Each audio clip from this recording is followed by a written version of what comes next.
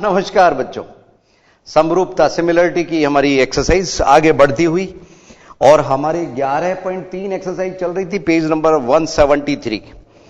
इसके 6 तक के सवाल हम कर चुके थे। छठे सवाल में हमने आपको जिम्मेदारी सौंपी थी कि आप खुद उनमें से सिमिलर ढूंढना, समरूप ढूंढना। ठीक है, समरूपता के नियम हमने बताए थे, SSS, SAS और AA के साथ में AA और होता है सिमिलरिटी, समरूपता। अब आज हमारी जो एक्सरसाइज है उसमें सवाल नंबर 7 देखिए जरा। सवाल नंबर 7 आकृति में, आकृति दी गई है 11.36। त्रिभुज PQR समरूप है TRS। तो बताइए इस समरूप त्रिभुज में कौन कौन से युग्म वाले जो कोण है ना, युग्म में कौन कौन से कोण परस्पर बराबर हैं। आपको समरूप दिया गया है, आपको इक्वल वाले जो युग्म बन रहे हैं, पेयर बन रहे हैं, उनको ढूंढना है। तो ये 7वां, 8वां, 9वां, 10वां सवाल नॉर्मल सवाल है, आप लोगों को सामान्य जानकारी के हिसाब से इनको हल कर सकते हैं। देखिए कैसे, और बेसिक कंसेप्ट भी हमारे क्लियर हो जाएंगे इससे। ये त्रिभुज हम इसी से बना लेते हैं बच्चों, जल्दी बन जाएगा। यस, ये हमने त्रिभुज लिया, सेट स्क्वायर से एक त्रिभुज बना रहे हैं हम।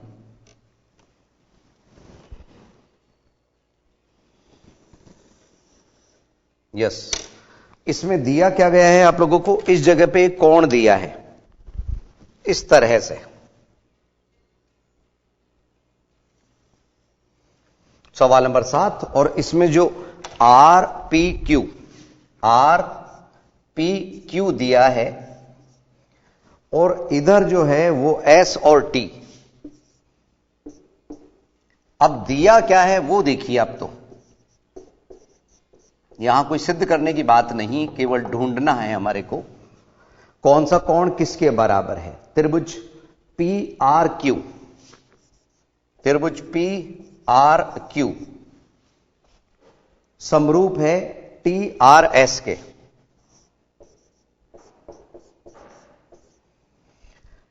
अब बच्चों जब ये समरूप हमारे को दिया है, आप सुनिए क्योंकि हर सवाल में ये बात काम आएगी। यहां पे P की जगह कौन रखा है, T। P की जगह T लिखा है। P कहां है, ये। इसका मतलब ये कोण इसके बराबर है बच्चों। ठीक है, R कॉमन है तो वो दोनों में ही बराबर आ रहा है। रही बात इसमें जो Q लिखा है, Q बड़े वाले त्रिभुज में, थोड़ी देर के लिए हम उसमें डबल लाइन ड्रॉ कर लेते हैं। तो इसमें जो S बन रहा है उसके बराबर होगा, ऐसे पहचाना जाता है। अरे R तो दोनों में कॉमन है बच्चों, कितने भी डिग्री का हो वो उसमें भी है और उसमें भी है। अब यहां पे हमारे को इनके नाम देने हैं, किसी भी तरह से नाम दे सकते हैं। सिंगल वाले ले रहे हैं, मान लीजिए R से हम स्टार्ट कर रहे हैं। RPQ बराबर होगा RTS के, क्योंकि जब त्रिभुज समरूप है तो उनके संगत जो कोण हैं वो समान होते हैं। और इसी तरह से डबल वाला, अगर मैं R से स्टार्ट करूं, RQP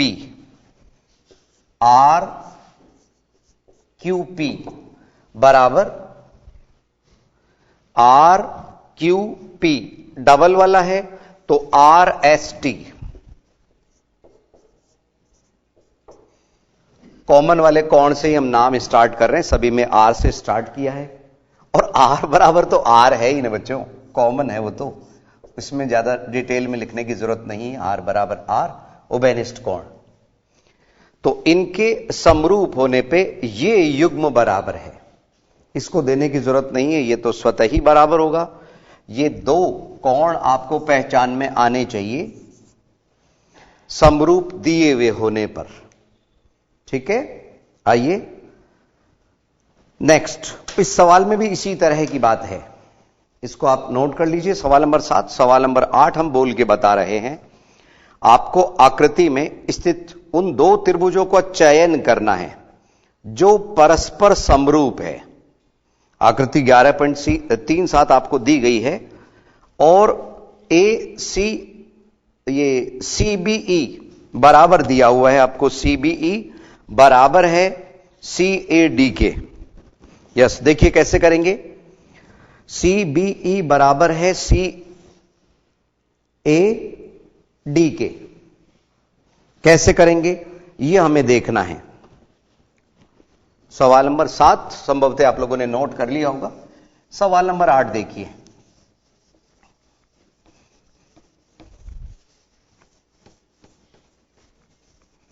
और बच्चों हमारा काफी कुछ हद तक कोर्स हो चुका है, लेकिन अभी आप लोग स्कूल में रेगुलर वे में अब पहुंच रहे हो, तो हम रिपीट कर देंगे इंपॉर्टेंट चीज, चिंता न करें आप लोग। सवाल नंबर 8 का हम चित्र बना लेते हैं। यस,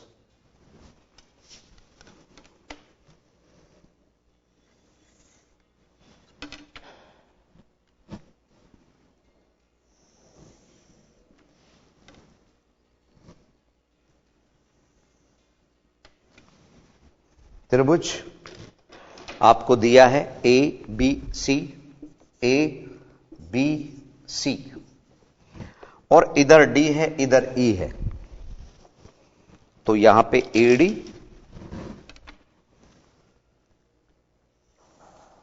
और इधर जो दिया हुआ है वो यस BE। अब देखिए सवाल में क्या दिया है वो हम चिन्हित कर लेते हैं।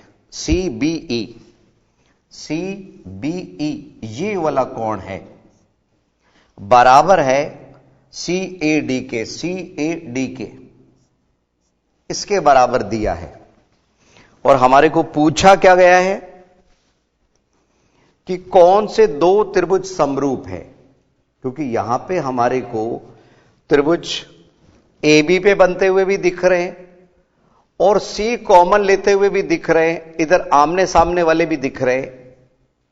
ठीक है, उनका रीजन होना चाहिए मालूम। एक बात हम बताएं बच्चों, अगर मैं इन दोनों त्रिभुजों को देखूंगा, छोटे छोटे त्रिभुज, इसको हमने कोई भी पॉइंट ले लिया, मान लीजिए O है, तो ये दो त्रिभुज भी समरूप बन रहे हैं। पता है क्यों? क्योंकि आमने सामने के जो कोण है वो शीर्षाभिमुख कोण की वजह से बराबर होंगे, ये बराबर इसके। लेकिन चूंकि हमारे को O बिंदु नहीं दिया हुआ है, तो हम फिलहाल जो दिए गए त्रिभुज है उन्हीं को लेके चल रहे हैं। ठीक है, हम केवल एक बता रहे हैं कि इन दोनों त्रिभुजों में जो छोटे छोटे त्रिभुज दिख रहे हैं, इनमें शीर्षाभिमुख कोण बराबर है, ये दिया है, इसलिए AA समरूपता लगती हुई दिख रही है। कौन सी समरूपता? AA समरूपता। अब यहां पे हमारे को जो दिया है वो क्या है, नोट कर लेते हैं।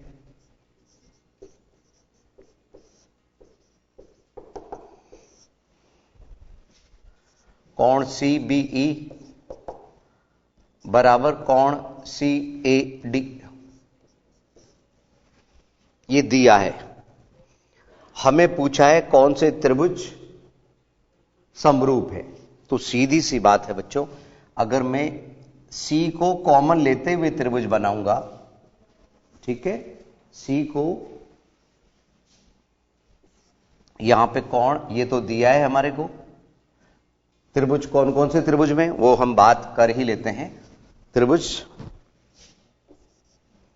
एक तो CAD और एक CBE, यही नाम हम ले रहे हैं, त्रिभुज CBE तथा त्रिभुज CAD में, CAD में एक तो ये कोण बराबर दिया है, कोण CBE बराबर कोण CAD, किस वजह से बराबर दिया है?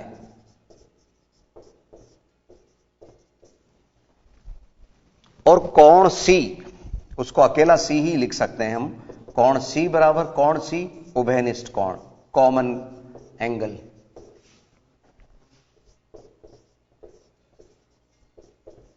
बस तीसरा तो स्वतः ही बराबर होगा, इसलिए ए समरूपता से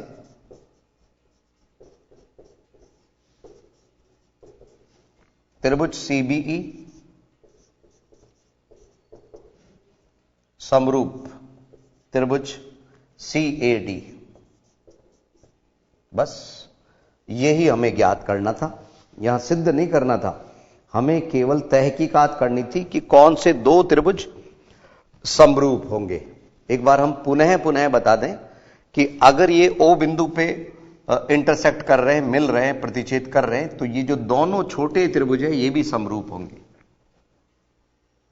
ठीक है, ध्यान रखिए। लेकिन दिए हुए आंकड़ों के आधार पे हमने समरूप बता दिया। और इसी तरह का सवाल नंबर 3 है। सवाल नंबर 3 भी इसी तरह का, 3 नहीं, सॉरी बच्चों, 9, सवाल नंबर 9, 8वां तो ये है। सवाल नंबर 9 में आप लोगों को दो समांतर रेखाएं दी गई है, PQ और RS समांतर है। आपको सिद्ध करना है कि त्रिभुज POQ समरूप है त्रिभुज SOR के। ठीक है ना, अब की बार सिद्ध करना है। देखिए कैसे करेंगे। संभवतः ये आ गया होगा समझ। यहां पे हमारे को केवल ये बताना था, कोई पार्ट सिद्ध नहीं करना था। सवाल नंबर 9 देखिए।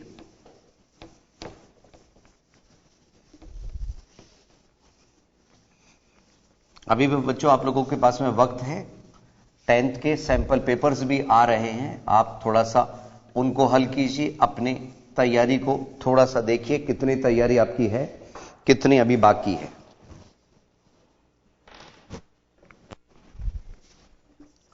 सवाल नंबर 9, ये दो समांतर रेखाएं आप पहले खींच लीजिए।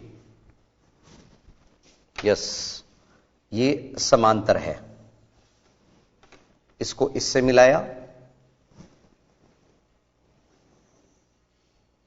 और इधर आपस में मिलाया, इधर की तरफ।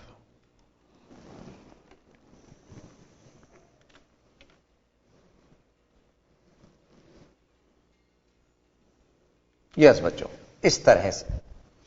और जो हमें नेम दिए गए हैं वो क्या है, P, Q, O, R और S। सबसे जो जरूरी बात है वो PQ समांतर है RS के, ये दिया है हमें।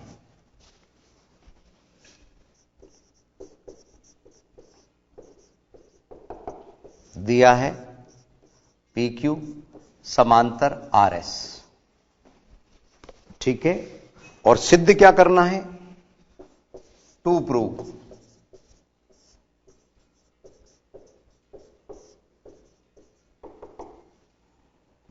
त्रिभुज POQ समरूप त्रिभुज SOR। POQ समरूप SOR। तो बच्चों यहां ध्यान दीजिए, जब ये समांतर है तो ये कोण इसके बराबर होगा, कारण एकांतर कोण, और कोण Q बराबर होगा किसके, R के, कारण एकांतर कोण। इस शीर्षाभिमुख को लेने की जरूरत ही नहीं है, लेना हो तो ले लीजिए। अगर इसको भी साथ में लेते हैं तो हम AAA सिमिलरिटी बोलेंगे, AAA समरूपता बोलेंगे। नहीं तो जब दो से ही वो समरूप हो रहा है तो तीसरे को क्यों लें बच्चों, ध्यान रखिए। तो अब सीधे हम उपपत्ति में आते हैं। त्रिभुज POQ तथा त्रिभुज SOR में क्या क्या बराबर है, कोण P, कोण P बराबर कोण S। इसमें हम डायरेक्ट लिख सकते हैं क्योंकि एक सिंगल कोण बन रहा है P बिंदु पे और S बिंदु पे, कारण एकांतर कोण।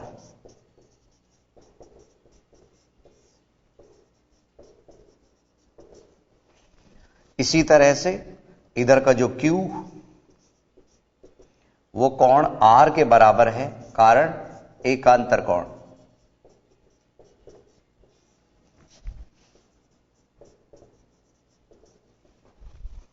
बस इसलिए त्रिभुज POQ समरूप त्रिभुज SOR किससे? ए समरूपता से।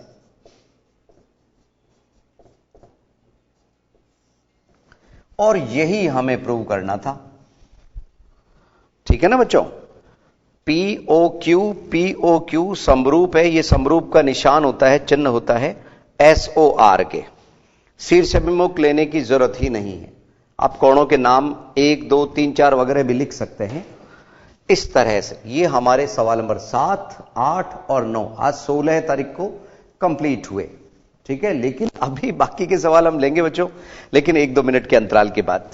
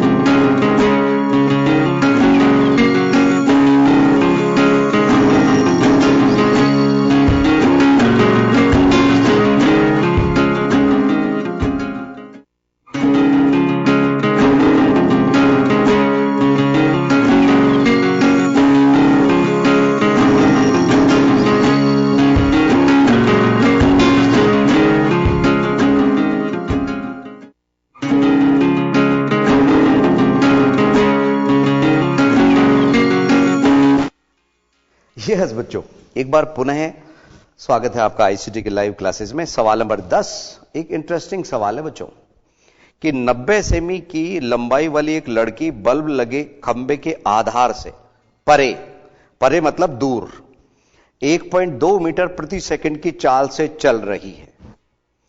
यदि बल्ब भूमि से 3.6 सेमीमीटर की ऊंचाई पर हो, 3.6 सेमी नहीं बच्चों, मीटर की ऊंचाई पर हो, तो 4 सेकंड के बाद उस लड़की की छाया कितनी मीटर होगी? मीटर में हमें ज्ञात करना है। छाया की लंबाई ज्ञात करनी है। छाया जमीन पर होती है, मालूम ही है आप लोगों को। तो सवाल सिमिलरिटी पे आधारित, समरूपता पे आधारित, उसका उपयोग आप लोगों को पता चल जाएगा कि किस तरह के सवाल ये बन सकते हैं। प्रश्न 10, सवाल नंबर 10, ये बल्ब लगा हुआ है, ठीक है, और यहां से इस तरह से एक समकोण त्रिभुज, इसमें बच्चों बनाने से पहले एक समकोण त्रिभुज आप पहले बना लीजिए। तो उसमें यस किसी भी जगह पे हम, क्योंकि ये रफ डायग्राम है, ये हमने इस जगह पे 90 सेंटीमीटर वाली ये लड़की की ऊंचाई यहां ले ली हमने। ए बी खंबा है और सी इधर ले लीजिए, डी इधर ले लीजिए, ई इधर ले लीजिए। तो ये दोनों समकोण हैं, ये ध्यान रखना। और यहां जो कोण है वो दोनों में कॉमन है, उभयनिष्ठ है। ठीक है, क्या क्या नाप दिए गए हैं? 90 सेमी लंबाई की लड़की, ये 90 सीडी का जो मान है वो 90 सेमी है, लेकिन हमारे को सभी मीटर में मान दिए हुए हैं, तो 0.90 मीटर हो गया। 0.90 भी लिख सकते हैं, 0.9 भी लिख सकते हैं मीटर में। और हमारे को दिया हुआ है 1.2 मीटर पर सेकंड की चाल परे जा रही है ना, दूर 1.2 मीटर प्रति सेकंड, और इसने सवाल में आगे जाके कहा है 4 सेकंड के बाद में, तो समय बराबर 4 सेकंड।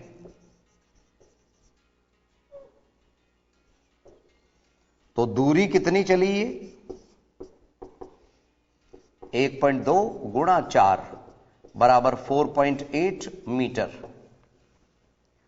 4.8 मीटर ये चल ली। कहां? बी से सी तक 4.8 मीटर है बी सी। ठीक है, हमारे को इसकी छाया की लंबाई ज्ञात करनी है, उसको हमने x मान लिया, सीई को x मान लिया। ए भी हमारे को दिया हुआ है 3.6 मीटर ऊंचाई पे बल्ब लगा है, ये बल्ब है इस जगह पे 3.6 मीटर।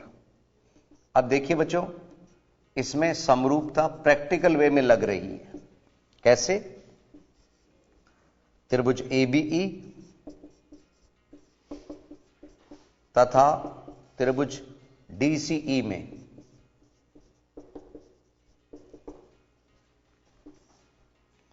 कोण बी बराबर कोण सी प्रत्येक 90 डिग्री। ठीक है, ऊर्ध्वाधर सीधा है।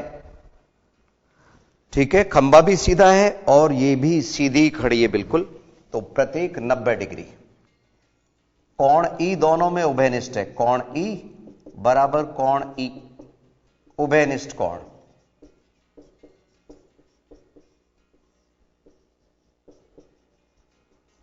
इसलिए त्रिभुज एबीई समरूप त्रिभुज डीसीई, एबीई समरूप त्रिभुज डीसीई। अब जब समरूप हमने बोल दिया ना बच्चों, किस नियम से बोला? ए नियम से।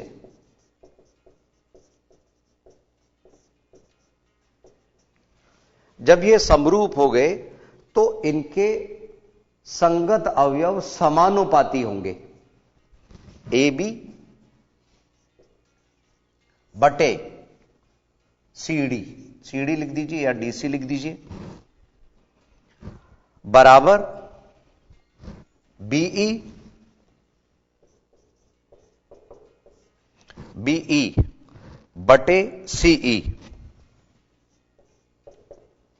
जब ये समरूप है तो इनके संगत अवयव समरूप होंगे, बचा हुआ कोण बराबर होगा। समरूप क्या? समानुपाती होंगे। इसको शॉर्ट में जैसे हम सीपीसीटी बोलते हैं, ऐसे सीपीएसटी भी बोल सकते हो, corresponding parts of similar triangles. अब आप मान लगा दीजिए। एबी का मान हमारे पास में 3.6 मीटर है, सभी माप मीटर में है, ध्यान रखना।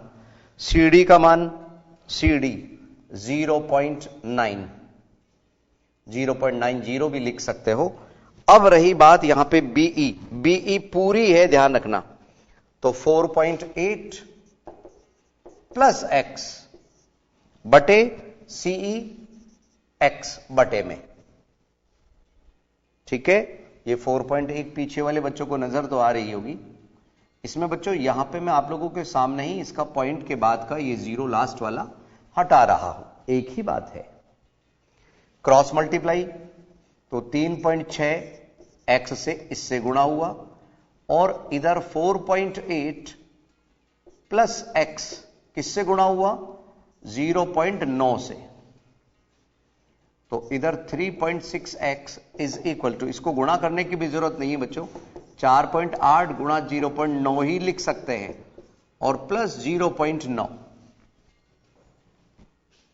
ठीक है, तो इस तरह से हल करते करते हमारे पास में इसको गुणा करने की जरूरत नहीं है, क्योंकि अभी थोड़ी देर बाद में वो भाग के रूप में कोई संख्या आने वाली है। 3.6x माइनस, इसमें x लगेगा बच्चों ये वाला, माइनस 0.9x बराबर 4.8 गुणा 0.9। तो इसमें से ये माइनस किया तो 2.7x बचा शेष। तो यहां हमारे पास 4.8 मल्टीप्लाई बाई 0.9, तो x का मान 4.8 इंटू 0.9 डिवाइडेड बाई 2.7 आया। 4.8 गुणा 0.9 बटे 2.7। पॉइंट का मान हम सही रखें, इसके लिए यहां के पॉइंट हटा लीजिए, तो 2 अंक की वजह से 100 बटे में आ गया। बटे का पॉइंट हटाएंगे तो ऊपर 10 चला गया। 0 से 0 कैंसिल, 9 से कैंसिल हुआ ये 3 बार, 3 से कैंसिल हुआ ये 16 बार। तो x का मान 16 बटे 10, ये रहा 10, बराबर 1.6 मीटर, 1.6 मीटर। हमें क्या ज्ञात करना था? छाया की लंबाई। किसकी? लड़की की छाया की लंबाई। तो इसलिए उसका मान 1.6 मीटर है। आइए आंसर शीट से हम चेक करें।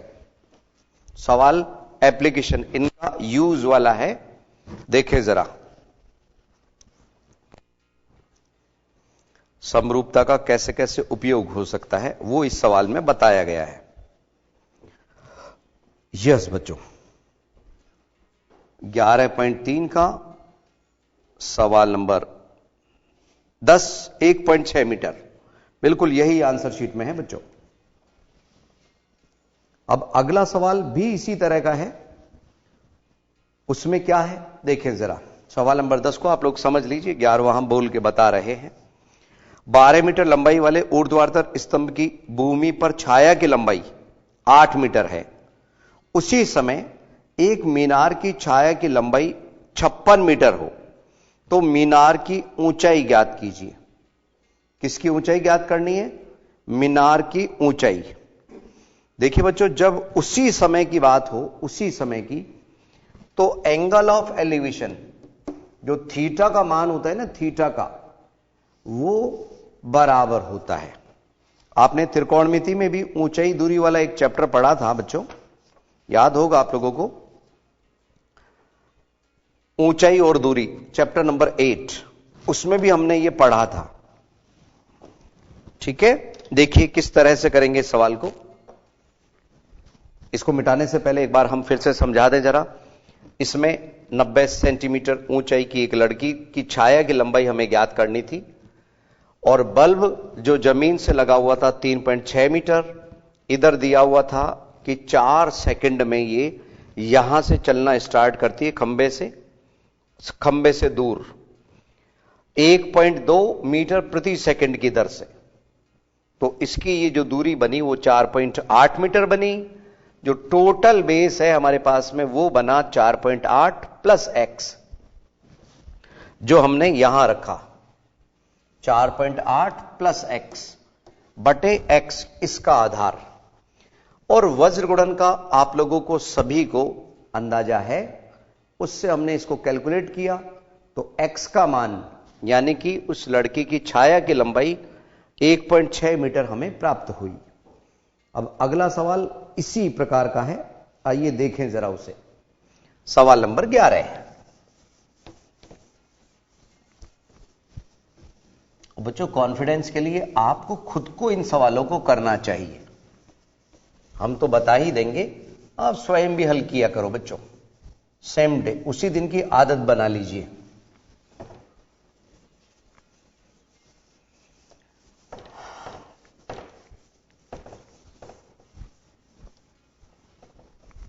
देखिए, 12 मीटर लंबाई वाले ऊर्ध्वाधर स्तंभ की छाया 8 मीटर है, तो 12 की 8। सवाल नंबर 11 है।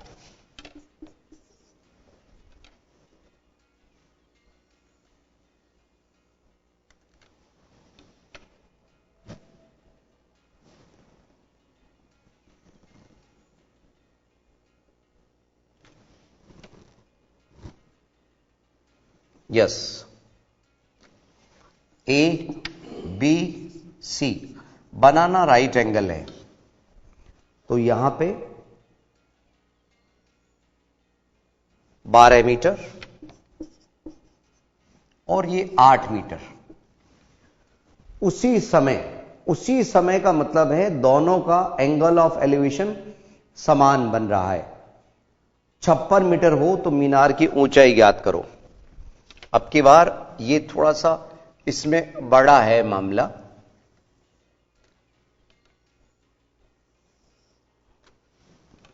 उसके मुकाबले थोड़ा सा बड़ा हम बना रहे हैं।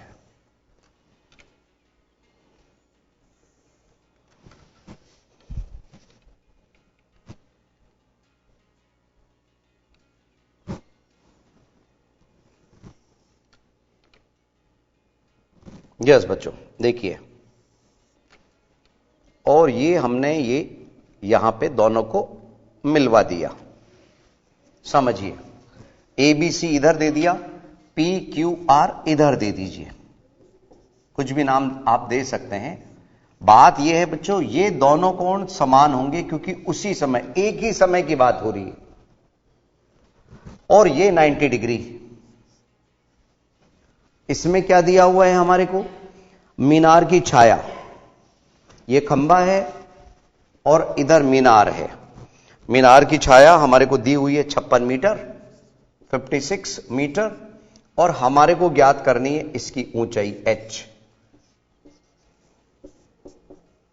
वैसे अगर देखें, रफली आइडिया अगर हम देखें तो वैसे भी दिख रहा है 8 का 1.5 गुना 12 है, 1.5 टाइम। ठीक है, तो इधर जो 1.5 टाइम होगा वो 56 होगा। कितना?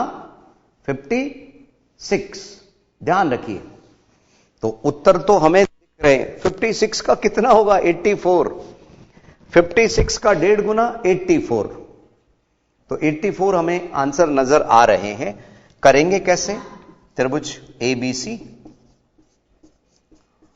एवं त्रिभुज PQR में कोण B बराबर कोण Q प्रत्येक समकोण, और कोण C बराबर कोण R एक ही समय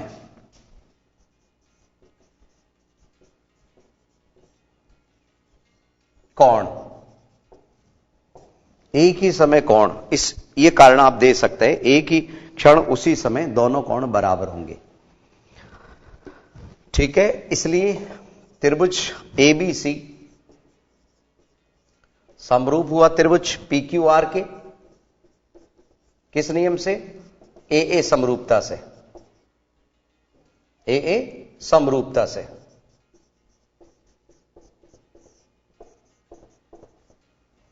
इसलिए अब आप AB बटे PQ बराबर BC बटे QR लिख सकते हैं। अभी आपको बताया CPST, जब हमने समरूप घोषित कर दिया तो इनके संगत अवयव, संगत भुजाएं समानुपाती होगा। मान लगाइए 12 है और ये H बराबर 8 बटे 56 बाई क्रॉस मल्टीप्लाई 8H बराबर 12 गुणा 56, गुणा करने की जरूरत नहीं है। H बराबर 12 गुणा 56 बटे 8, 8 से कटाइए 7 बार, 12 सत्ते 84, 84 सेंटीमीटर। बस, अतः एंडिंग ऐसे करके आइए बच्चों, अतः मीनार की ऊंचाई बराबर 84 सेंटीमीटर, 84 सेंटीमीटर। तो ये था हमारा सवाल नंबर 11 है, समरूपता पे आधारित। इसमें भी और पिछले वाले सवाल में आपको इनका यूज बताया था, समरूपता का यूज कैसे ले लेते हैं। अब हमारे इस एक्सरसाइज में ज्यादा सवाल नहीं बचे, 12, 13, 14, 15, केवल 4 सवाल बाकी है। तो संभवतः यहां तक की चीज आपको समझ आ गई होगी। आज के लिए इतना ही बच्चों, अगली क्लास में कुछ नया लेके हम फिर हाजिर होंगे। नमस्कार।